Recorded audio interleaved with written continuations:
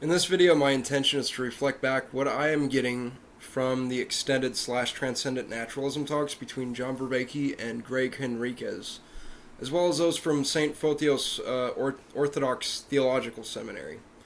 I'm not fully zeroed in on all the technical aspects or all of the implications that follow, but I think I'm getting the spirit of it, and I'd like to share that, as well as what it is bringing up for me personally that's not in the talks.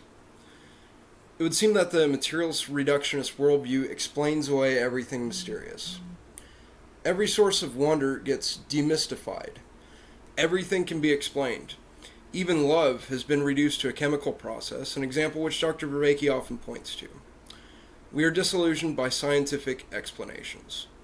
The fountains of wonder are capped once we are brought up to speed with reality as such.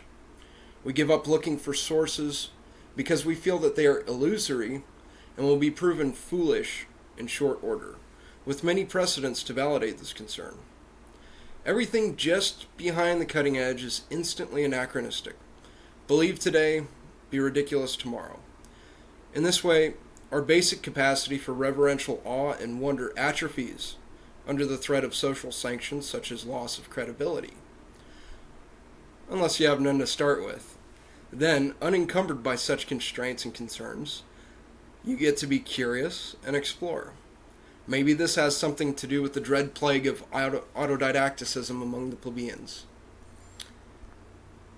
The panoptic effect of scientism, in which nothing escapes the reduction to efficient causes by quantification and analysis, seems to be driven by something like a totalitarian impulse, a need to gain greater utility, to be wielded. All must be known, all must be controlled, every contingent factor must be mastered. Material reality must be put under our dominion and made to submit, which some seem to feel is their eternal and divine right and mandate, and to not do so would be a profound dereliction of duty. And to be sure, there must be structure and constraints and human intervention. But when pursued to the detriment of the greater system, this is something different. Pathological, it seems to me. And this juggernaut seems inevitable. The only future we seem to be able to imagine is a disaster of dystopian totalitarianism, where omniscience and omnipotence are realized and actualized by a tiny vanguard of human agency. Perhaps this has always been a sort of arms race where an excess of influence is discovered, people get upset, society crumbles, and then this, guardian class has to reconsolidate around whoever has a new way of exerting influence that people will assent to, or at least not be stirred to action by. How many times can this cycle repeat? How high can the teetering tower go before it falls? We see commercial and political power consolidating into an increasingly small circle.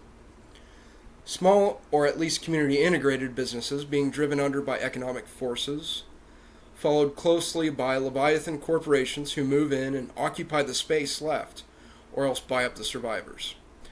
They even plan ahead for natural disasters and stand ready to deploy and occupy the cleared space in their wake. The panopticon is very much realized in a Walmart location. I purchased a bottle of Merlot at a Walmart neighborhood market recently. I never fail to get carded at checkout, so I have my card ready, so it's not a big thing, as well as a joke about my gray hair making it unnecessary. The lady who checked my ID was apologetic about this process, and said that they have to physically go through the motions of checking IDs, as they were being watched from overhead cameras. I wasn't aware of this exact detail, but it was no surprise, as their in-store surveillance is legendary. All I could say was, isn't ubiquitous surveillance great? The ability of government to accomplish anything other than aiding in this process, and making some primarily instrumental social gestures to placate the demos, seems to have vanished. I don't think the antidote to all this is a regression of knowledge, a return to some enchanted ignorance, but rather to collectively go the full distance and discover the limits of human knowledge. Not to a bright utopia of fully automated luxury space communism, nor to some flavor of an enlightened monarchy. Neither nostalgia nor utopia, as Dr. Vervaeke would say. But forward to that point where we can see things in the distance which are both undeniably real and also impossible to capture. Where all our methods fail and collapse. And that place where we collectively begin to stutter and experience a loss of words and confidence. A kairotic confrontation with our finitude as a species and the folly of our hubris. An inevitable great humbling, a cessation of striving in the knowledge that we cannot contain that which contains us. The only way is forward until this inevitable point, it seems to me.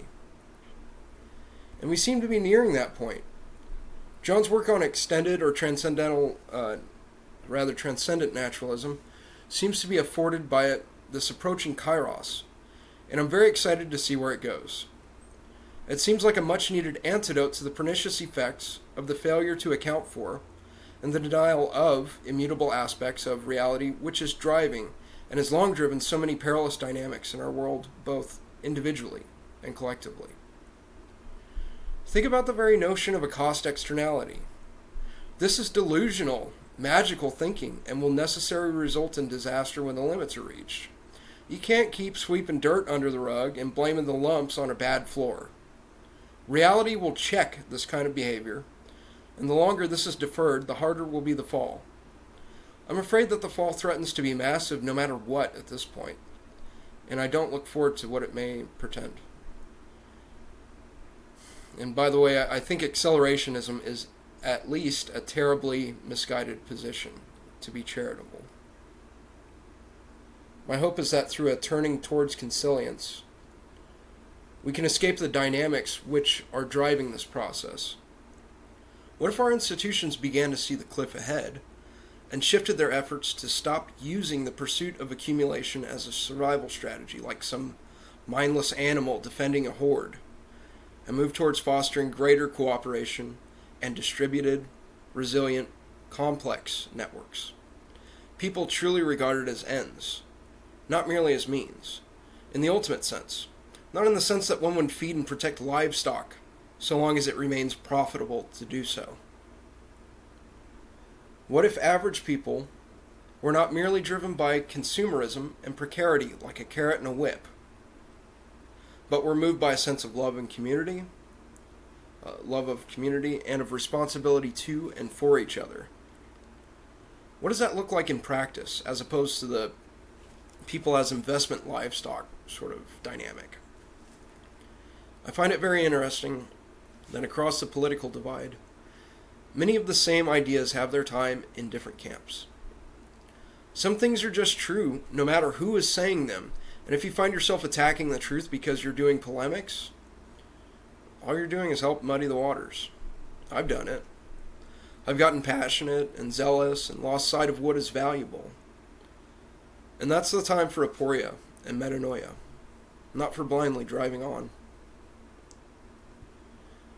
I think the key may be a shift in perspective, such as Jonathan Peugeot seems to be indicating when he speaks about transfiguration. But it has to happen at all levels and across all lines. We have to be able to trust generally and make our actions trustworthy generally. When you're constantly in a strategic mindset, looking for threats and analyzing others and inferring motives, engaging in polemics and believing that Thucydides is ultimately correct, it conditions everything else and precipitates these perverse dynamics. The capacity to see truth, beauty, and goodness in other people atrophies. Opportunities for cooperation are missed. Resources are wasted on stupid fights. A lot of energy is wasted just maintaining readiness. I think the clinical term is hypervigilance, and people become completely biased in their assessments of how much they should be giving and getting instead of how to make things better where they are. People start thinking that things are totally unfair and start looking to knock others down a peg just to make it even, or else increase their own height relative to those below. It works at both ends of the performance spectrum. Waste, corruption, and human misery all go up. It's the prisoner's dilemma writ large. It sucks, and I hope a push for concilience writ large is the result of our confrontation with the hard limits of reality.